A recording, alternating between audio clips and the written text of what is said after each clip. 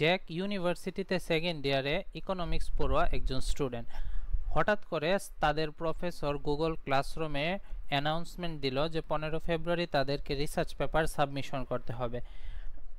ভালো ছাত্র হওয়ায় জ্যাক তাড়াহুড়া করে তার ল্যাপটপ এবং কফি নিয়ে বসে গেল এবং সে বিভিন্ন জিনিস ঘাটাঘাটি শুরু করলো।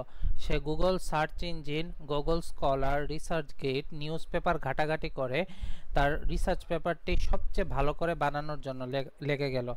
কিন্তু বিপত্তি বাধল তখনই যখন সে বুঝতে পারল তার কাছে প্রচুর পরিমাণ data, research paper, graph, chart আছে, কিন্তু সে কোনোভাবে এই সবগুলোকে ব্যবহার করে একটি পূর্ণাঙ্গ রিসার্চ পেপার লিখতে পারছে না, বা সে তার থট প্রসেস বা চিন্তাকে কিভাবে ধাপে ধাপে ভাগ করতে পারবে বা কোন ফ্রেমওয়ার্কের মাধ্যমে সে তার রিসার্চ পেপারটি পূর্ণাঙ্গ রূপে লিখতে পারবে সে এই জিনিসটি বুঝতে পারছিল না। তো এই সমস্যার সমাধানে রিসার্চ পেপার লেখার জন্য যে 8টি ধাপ আছে, এই 8টি ধাপ আমরা এই ভিডিওতে তোমাদের সাথে আলোচনা করব।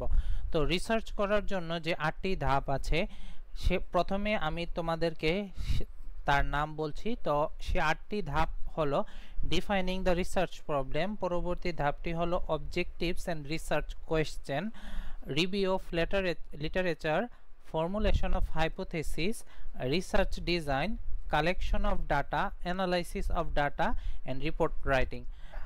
এই 8টা ধাপের মাধ্যমে কোনো একটি রিসার্চকে একটি ফ্রেমওয়ার্কের মাধ্যমে সুন্দরভাবে উপস্থাপন করা যায়। তো এই 8টি ধাপকে যদি আমি আরও বিশদভাবে তোমাদের সাথে আলোচনা করি তাহলে ডিফাইনিং দ্য রিসার্চ প্রবলেম এটি মূলত বোঝায় যে ইস্যুটা নিয়ে আমরা কাজ করছি সেটা ভালোভাবে লেখা। এই রিসার্চ প্রবলেমটিকে ভালোভাবে লেখার মাধ্যমে রিসার্চটি খুব সুন্দর করে প্রাথমিকভাবে ডিফাইন করা যায়, কারণ চারপাশে অনেকগুলা ইস্যু থাকার কারণে এবং একটি ইস্যুর ক্লোজলি রিলেটেড আরেকটা ইস্যু থাকার কারণে কোনো একটা রিসার্চ প্রবলেমে প্রথমেই আসলে কোন প্রবলেমটা নিয়ে ইনভেস্টিগেশন করা লাগবে ওইটি ধারণা দেওয়া বা ওইটি ডিফাইন করা লাগে। তো এটার উপর ভিত্তি করে যে রিসার্চ প্রবলেমকে যখন আমরা ন্যারো ডাউন করে নিয়ে আসি, পরবর্তীতে দ্বিতীয় ধাপে আমরা দেখতে পাই ওই রিসার্চ প্রবলেমটাকে সলিউশন করার জন্য আমরা কোন কোন স্পেসিফিক কোয়েশ্চেনকে নিয়ে কাজ করব।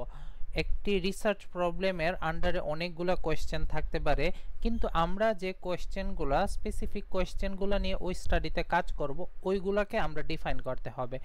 এই কোয়েশ্চেনের উপর ভিত্তি করে পূর্ববর্তীতে যে কাজগুলা করা হয়েছে, যে রিসার্চ পেপারগুলো পাবলিশ করা হয়েছে, যে আর্টিকেলগুলো পাবলিশ করা হয়েছে সেগুলোর একটা সামারি আমাদের লিখতে হবে। ওই সামারির উপর ভিত্তি করে আমরা যে নলেজটা গ্যাদার করব এটার উপর ভিত্তি করে আমাদের হাইপোথিসিস ফর্মুলেশন করতে হবে, যেটা হলো পরবর্তী ধাপ, ফর্মুলেশন অফ হাইপোথিসিস। এখানে মূলত আমাদের টেস্টেবল অ্যাজাম্পশন ডেভেলপ করতে হবে প্রায়র নলেজের উপর ভিত্তি করে। এই অ্যাজাম্পশনগুলাই আমাদেরকে টেস্ট করে ঠিক নাকি ভুল প্রমাণ করতে হবে। এই অ্যাজাম্পশনগুলো যদি ভুল হয় তাহলে আমরা অল্টারনেটিভ যে অ্যাজাম্পশনগুলো আছে ওইটাতে সুইচ করে আমরা আমাদের রিসার্চকে সম্পূর্ণ করব। এবং এই পরবর্তী ধাপে এই অ্যাজাম্পশনগুলোকে আমরা কিভাবে টেস্ট করতে হবে এগুলোর উপর ভিত্তি করে আমরা পরবর্তী ধাপে একটা লেআউট বা রিসার্চকে ডিজাইন করব, যে আমরা এই অ্যাজাম্পশনগুলোর জন্য কিভাবে ডাটা কালেকশন করব, ডাটা অ্যানালাইসিস করব এবং এই ডাটাকে আমরা কিভাবে ইন্টারপ্রিট করব।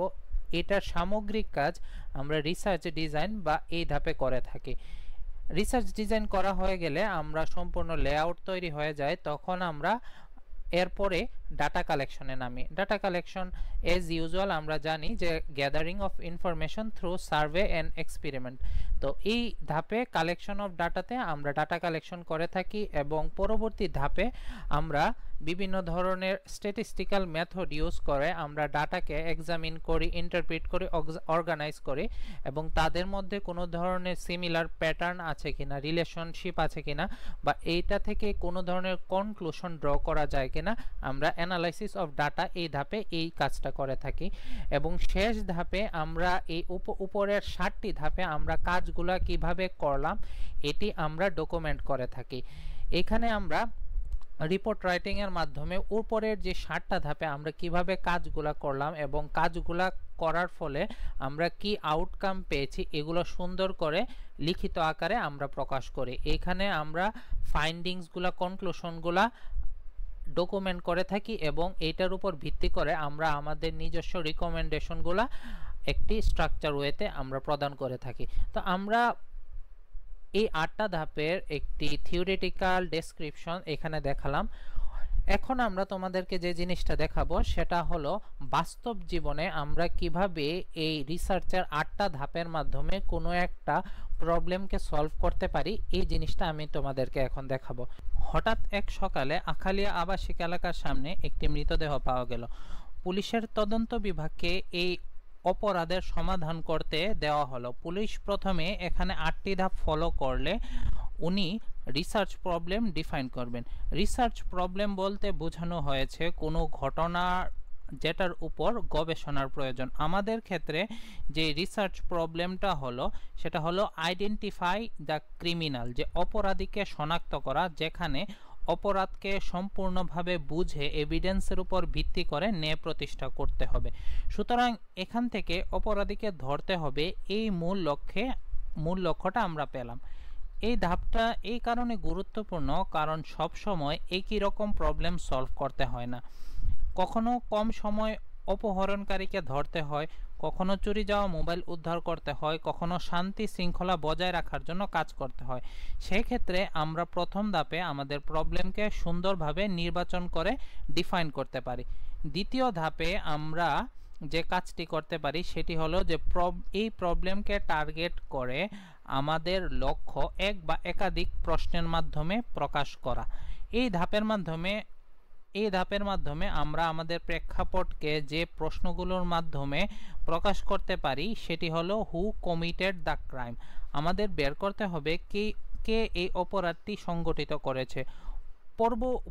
পরবর্তী ধাপে আমরা পূর্ববর্তী যে কেস, এইরকম মার্ডার কেসগুলোর উপর ভিত্তি করে ডাটা কালেকশন করব, যেটাকে বলা হয় যে রিভিউ অফ লিটারেচার। আমরা পূর্ববর্তী যে ইনফরমেশনগুলো কালেক্ট করব, যেখানে এরকম সিমিলার খুনের মামলাগুলো রয়েছে সেগুলো আমরা দেখব। পূর্ববর্তী খুনের মামলাগুলোর সাথে এই মামলার কোনো মিল আছে কিনা, আগের মামলার সাথে এই মামলার কোনো এভিডেন্সের মিল আছে কিনা, এই সকল জিনিসপত্র। তারপর আমরা প্রাপ্ত ইনফরমেশনের উপর ভিত্তি করে এক বা একাধিক ধারণা প্রতিষ্ঠা করব।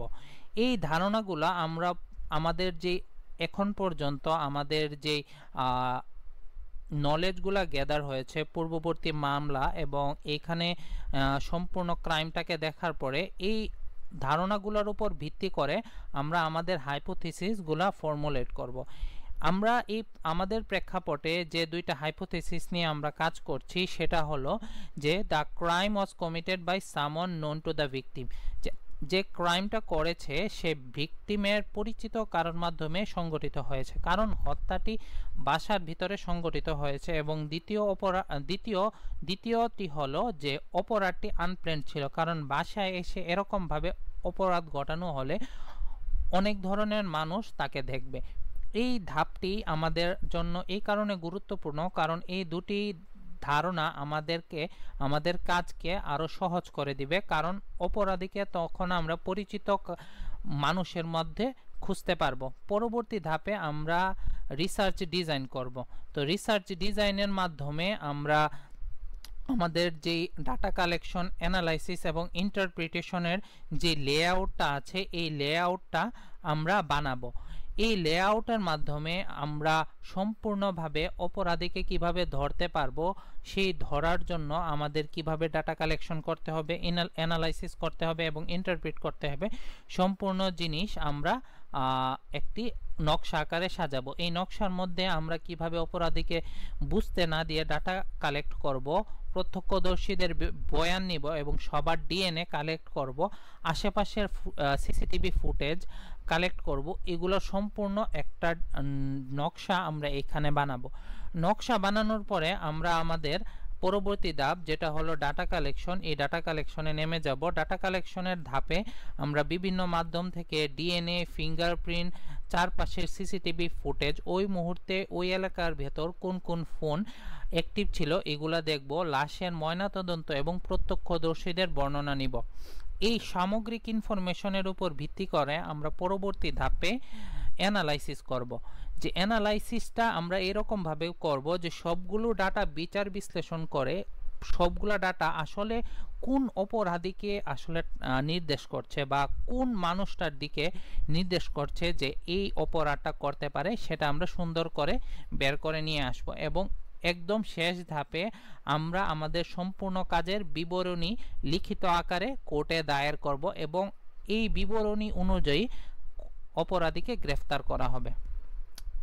এখন তোমাদের মনে স্বভাবতই প্রশ্ন আসতে পারে, তাহলে আমরা তো নর্মালি কোনো একটা ক্রাইম যখন ঘটে তখন আমরা নর্মালি কোনো একটা অপরাধীকে ধরতে পারি, তাহলে আমরা এই ধাপগুলা জেনে সম্পূর্ণ রিসার্চ মেথোডোলজি ফলো করে এই 8টা ধাপের মাধ্যমে কেন এই কাজটা করব? তো এই কোয়েশ্চেনটা ওয়াই, এই কোয়েশ্চেনের উত্তরটা হলো যে এই 8টি ধাপের মাধ্যমে সায়েন্টিফিক ওয়েতে আমরা প্রবলেমটি সলভ করব। এই সায়েন্টিফিক পদ্ধতি সম্পূর্ণভাবে ফলো করা হলে অপরাধী তার শাস্তি পাবে, কিন্তু এটি যদি ফলো না করা হয় তাহলে আইন ব্যবহার করে তদন্তের ফাঁক ফোকর দিয়ে অপরাধী বের হয়ে তার পরবর্তী টার্গেটের দিকে এগিয়ে যাবে।